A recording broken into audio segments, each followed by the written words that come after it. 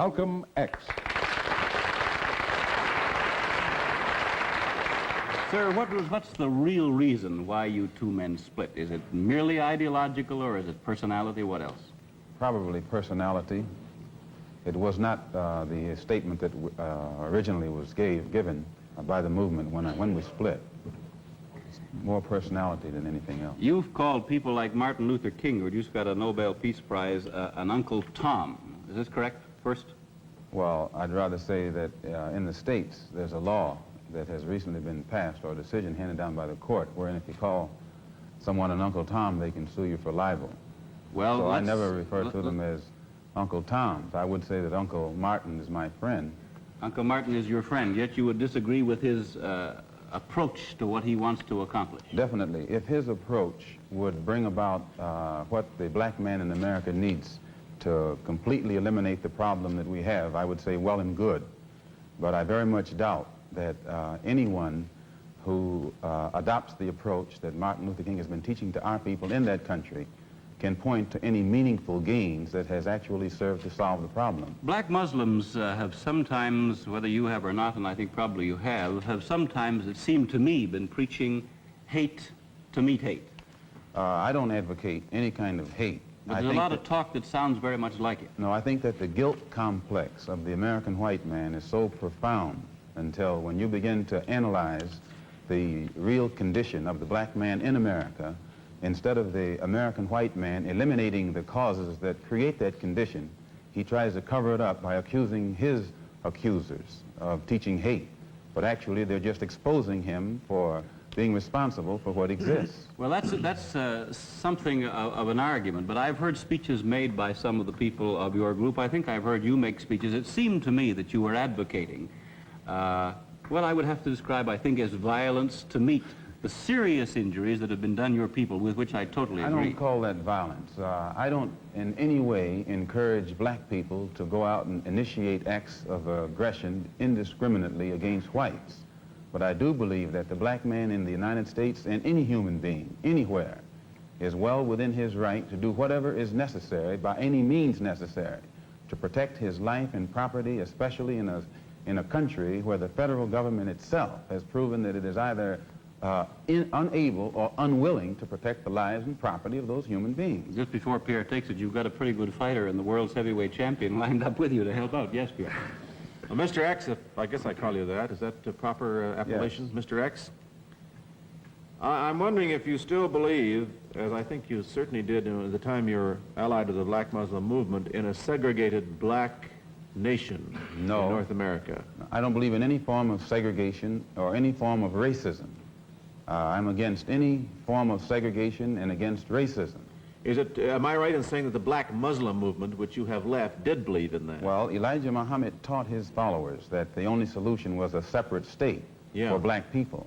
And as long as I thought he genuinely believed that himself, I believed in him and believed in his solution. But when I began to doubt that he himself believed that that was feasible, and I saw no kind of action designed to bring it into existence or bring it about, then I turned in a different direction. Are you still a Muslim yourself? Oh, yes. I'm a Muslim. I believe in the religion of Islam, which believes in brotherhood, complete brotherhood of all people. But at the same time that I believe in this brotherhood, I don't believe in forcing my desire for brotherhood upon those who aren't willing to accept it. Of course, I think the Christians would say that they also believed in brotherhood. What did you say to that? I'd say they believe in it, but don't practice it. Well, that'd be a pretty good answer.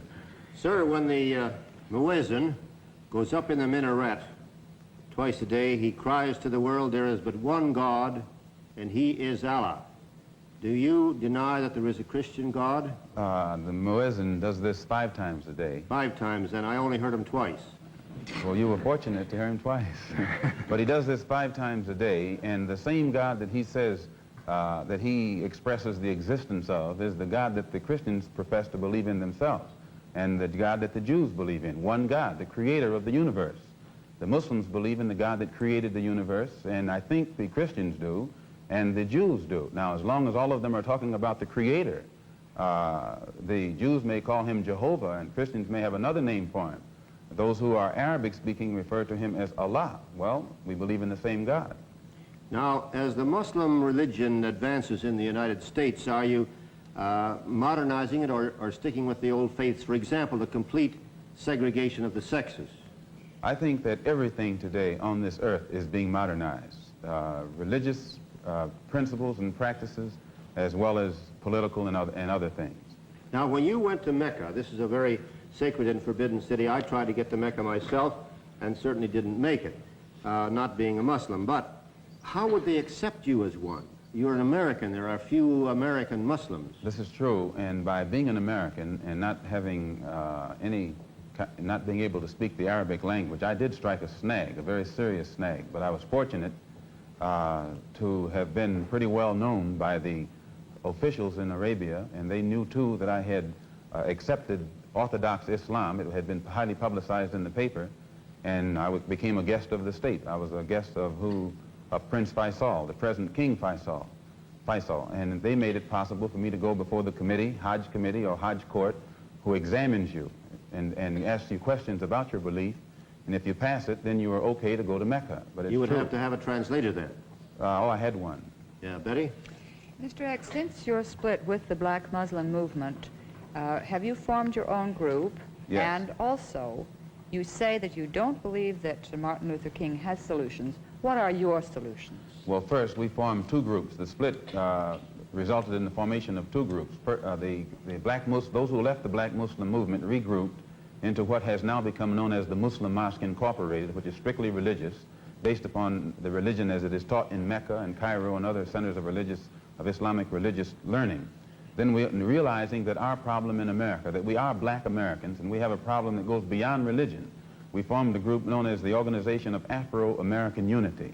And the objective of this organization, it's non-religious, number one. Any Negro can belong to it. And the objective of that organization is to bring about a condition that will guarantee respect and recognition of the 22 million black Americans as human beings. Now, this is very laudable, but how? Well, by any means necessary. We feel that the problem, number one, of the black man in America is beyond America's ability to solve. It's a human problem, not an American problem or a Negro problem.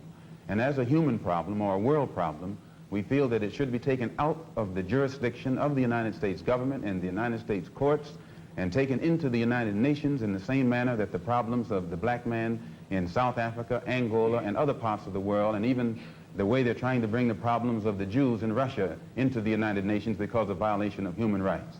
We believe that our problem is one not of violation of civil rights, but a violation of human rights.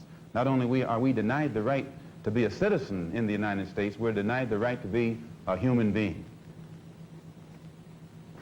Well, Mr. X, may I thank you very much for coming on our program and perhaps clearing away some of the cobwebs of misconception that some of us might have had about your belief. And I think you're a very sincere man, and it takes a lot of courage to admit a former belief is wrong, and we congratulate you for that and the service you performed tonight in giving us your views. Thank you so much, Mr. Thank you.